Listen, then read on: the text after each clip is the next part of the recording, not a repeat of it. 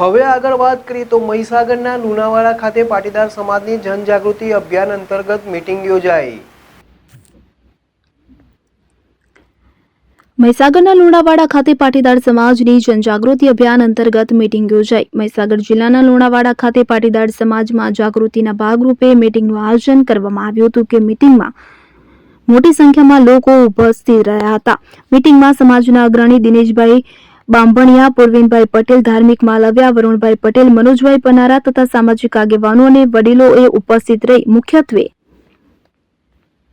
પુખ્ત વયની દીકરીના રજીસ્ટર્ડ મેરેજમાં માતા પિતાની ફરજિયાત સહીનો કાયદો લાવવો, 10% અનામત માટે સ્થાનિક સ્વરાજ્યની ચૂંટણીમાં લાગુ કરવું, ઓનલાઈન ગેમિંગ એટલે કે જુગાર પર સંપૂર્ણ પ્રતિબંધ લાવવો, વ્યાજખોરી નાથવા માટે લેન્ડ ગ્રેબિંગ જેવો કાયદો લાવવા જેવા મુદ્દાઓ